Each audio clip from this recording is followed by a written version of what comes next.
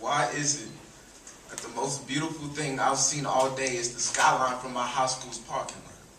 It reminds me of two shattered pieces of glass trying to fight each other at the jagged edge, like my perception of religion versus my view of the world. And there's a thick gap in between filled with my sanity, yet they both fail to realize that they derive from the same pain. Why is it that I write all these prayers to God in my poem book and hope to find myself somewhere in between the lines, but I can never seem to piece together the mosaic of letters I'm supposed to see my reflection in?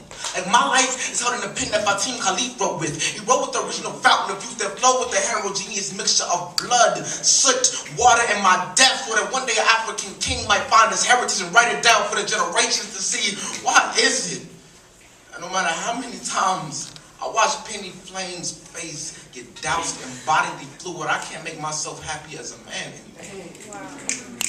Because watching her face collapse upon itself from orgasm used to give me two minutes of peace. Now I can't even get that. I guess I'm just not realizing that sexting can attract a goddess the same way your heart can.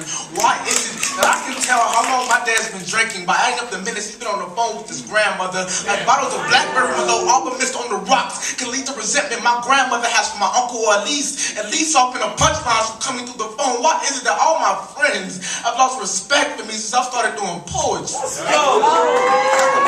The verses and terrorists to their coolness, so they decide to drop verbal bombs on my dignity before I can fly prayers shaped like planes into their hearts, let them know how much they inspire me. You know, it's funny, because their punches leave way bigger bruises than mine do, but this is my life. Why is it that I feel the sudden urge to write poems on my inner wrist with the razor blade? I want to know if my skin is as black as the ink I used to write by myself on stage with. I want to know what it looks like under the skin that I'm in. I want to know what it feels like to have self-esteem and dignity at the same time. You know, when I was little, I used to pick daisies and wave them.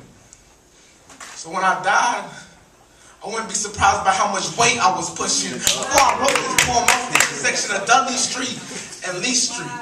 And I had made up my mind. I was going to put my foot down that acceleration pedal and shine my headlights into someone else's till both of our cars was mangled as my current state of mind. I bet my mother's thankful I was having an out-of-body experience. You know, if I had written this poem in Dudley parking lot, you'd probably be reading my obituary instead. Josephus, you always ask me why I write. I guess I can finally answer his question.